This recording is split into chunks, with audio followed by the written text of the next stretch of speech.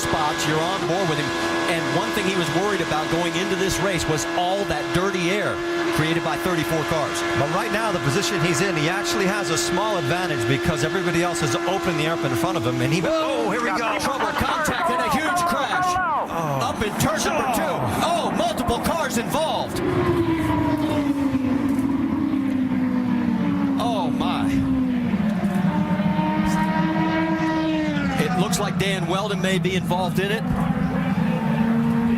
And Eddie, you and I spoke about this morning on the drive-in. Just this amount of cars, the speed, just the chance for what they call the big one. And what happens in conditions like that, when you're, even if you're 300 yards behind that, you cannot stop these cars. The only option you have is to try to avoid it, and it was impossible to avoid anything there. And you saw Will Power, his car involved as well. My. What a mess. That's Townsend Bell that was, I think his car was up on its side there, the 22. 15 there of Jay Howard. An additional entry, excuse me, is up to 19 to 15. I can't see with the sun shining there. Some of the car is broken. They're showing that as Alex Lloyd, the 19. It's the 15 of Jay Howard. Yes. One of the cars actually flew for about 200 yards in the air. Red flag is out here at Las Vegas Motor Speedway on lap number 12. And from high above, you can see the carnage. We talk about the car going through the air. Eddie, you know that these cars run so low down to the ground. We mentioned before, we saw them hitting the ground and sparking, that anything underneath the car, underneath the floor, underneath the tub, really just gets the air underneath the car itself, and up it will go. We saw J.R. Hildebrand out of his car. There is Dario Franchitti. Somehow he managed to get through the carnage, but Here, guys, I mean, there's just nothing I can do. Will Power did not. 10-4. They are going to stop you at pit lane on the right-hand side. They want the drivers to stay in the cars. What Franchitti was alluding to is there's nothing he can do avoiding the debris that's on the track. Well, there is debris everywhere. You can see just how many cars are literally torn apart. And this was the one thing, and there is the 18 of James Jakes. Now, he had a crash early in practice on Friday. That is actually a KV Racing backup car that they put together for him. Now, I don't see much damage on there, but he's out of the cockpit.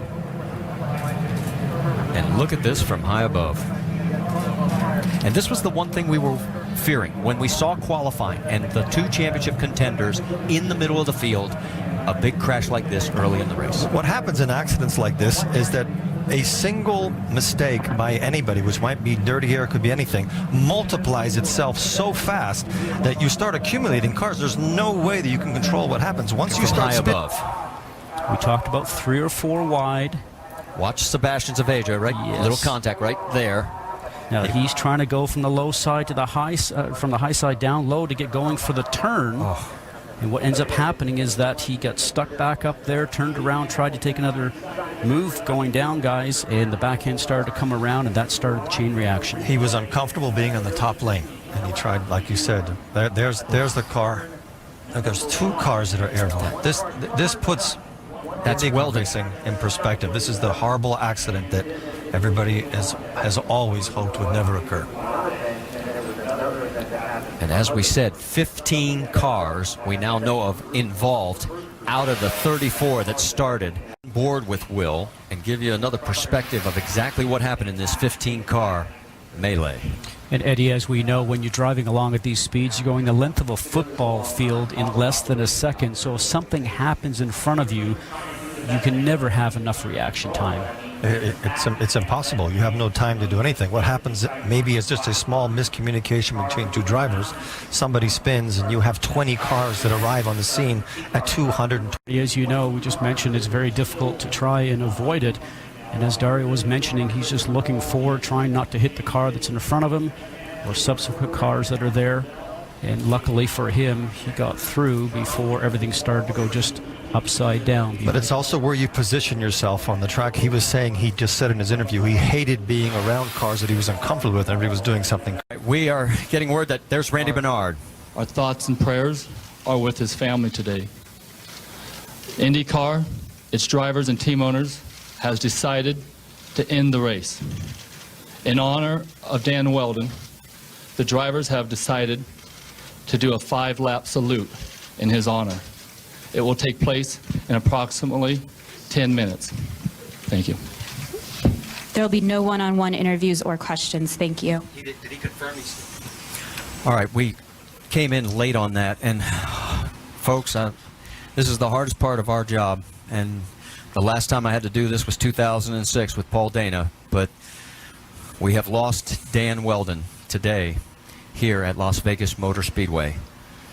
A tragic accident on lap number 13, and Dan Wheldon killed today here at Las Vegas Motor Speedway. There'll be a 5-lap salute. Stay with us, please. From high above. Now all the drivers are very crowded going into this corner, 3 abreast. One of them touches, goes sideways, Scott, and then mayhem. And this is what we talked about before, that these speeds at 220 miles an hour, Eddie, you're going the length of a football field in less than a second, and you don't plan your next move at this speed. As you can now see, the cars starting to go one over each other, and they'll start to get up towards the catch fence, and those are the ones, the catch fences, that do the damage. The safer walls we've improved really helps dissipate the energy when the cars hit, but it's the catch fencing that's above the safer barriers that these cars got up into, and that is what has done the damage. Another angle, and it's the second airborne car in your screen. And as you mentioned, Eddie, cars just going for the same spot, and at this speed it just starts to go sideways. Cars start to climb up and over, and as further cars continue to come into frame, you'll see cars starting to slide through and jump into the air, and now watch towards the catch fence, and the car now goes up, it's airborne, and it gets catapulted, and it gets into the catch fencing with the cockpit area first, which is something that you just cannot be prepared for. And there's nothing you can actually do. There's nothing you can do. The drivers are put into position. There's nothing they can do. Here it's in slow motion, but you can see how it arrives. And the parts are going everywhere, and as a driver you're trying to miss the large pieces of the cars themselves, and parts are falling out of the sky. You really don't know where to go or what to do, and if you escape this and you get through it, you sort of pinch yourself when you're on the far side of it and said, I made it. And unfortunately, some did not.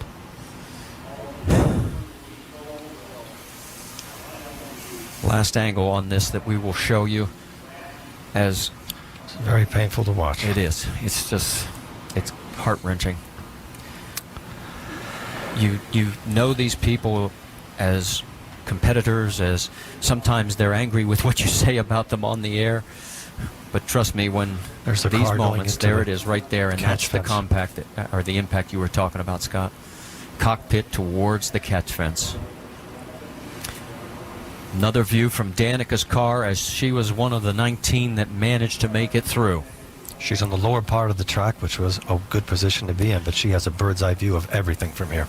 And as we heard her say earlier in this telecast, that she thought things were just getting a little bit crazy. She had eased off the throttle, not something that race car drivers do, but she just felt uncomfortable, had something about it, a sixth sense, if you will, and turned around and just gave herself a little bit more breathing space, which is something that worked out very well for her.